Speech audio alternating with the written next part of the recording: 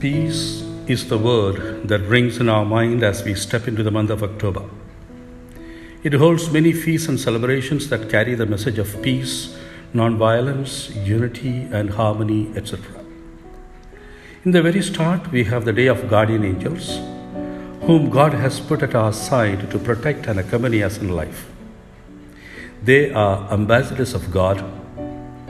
I sent before you to guard you on the way and to bring you to the place of peace with God. The guardian angels give us counsel and walk with us in the name of God in order to free us and lead us away from fear and misfortune. They bring the grace of docility to hearken to the voice of God, who promises to walk beside us on the way of justice and mercy. Mahatma Gandhi, the ambassador of non-violence and peace, evolved a worldview from a concept of self and human nature. He believed in the inherent goodness of human beings, the unity and oneness of all, irrespective of color or creed, that all human beings are part of the divine and are interrelated and interdependent.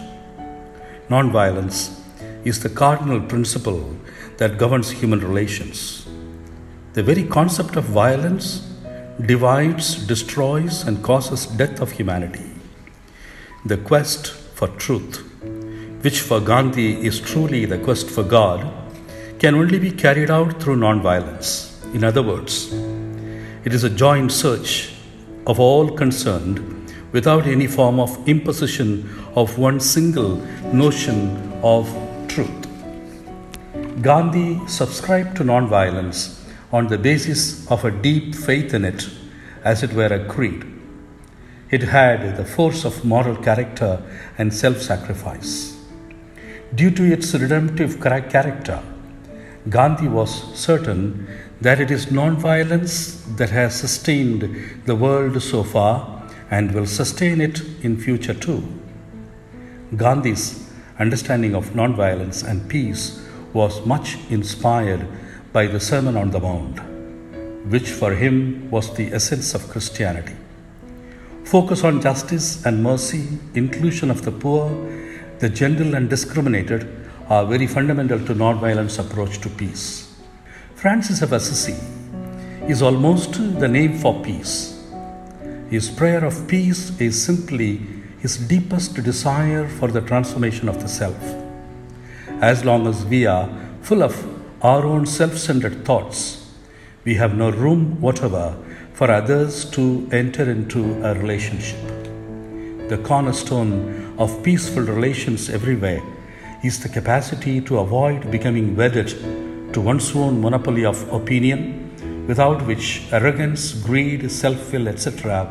make their ugly appearance with the message, "We have scant respect for the other person."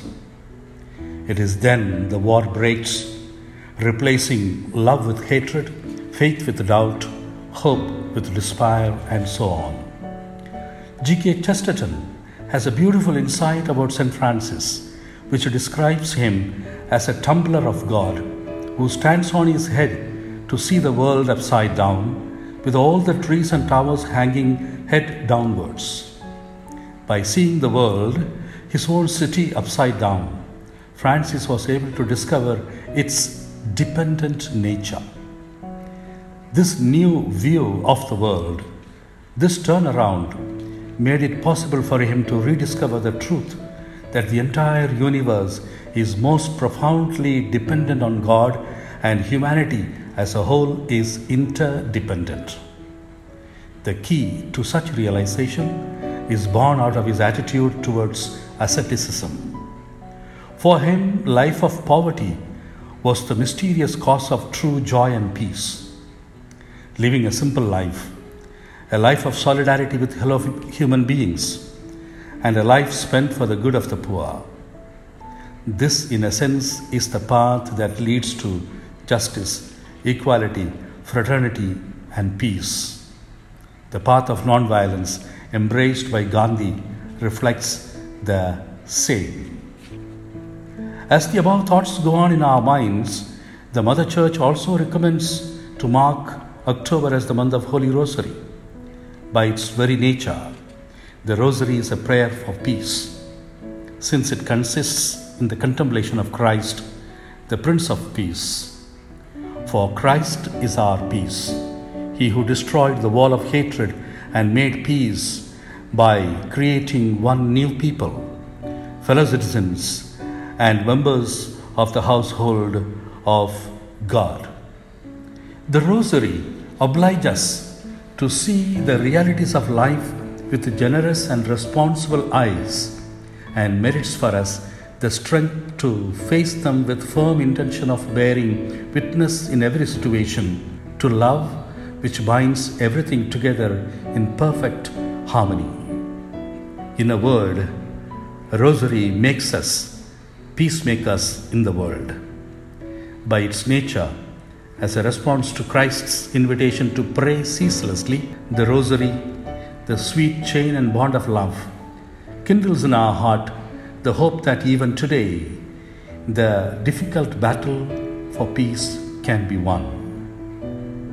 In a time when humanity is passing through a phase of violence against the vulnerable in numerous ways, we are duty bound to heed the maternal invitation of Mary in order to live with our eyes fixed on Christ, treasuring His every word just as she kept all these things, pondering them in her heart.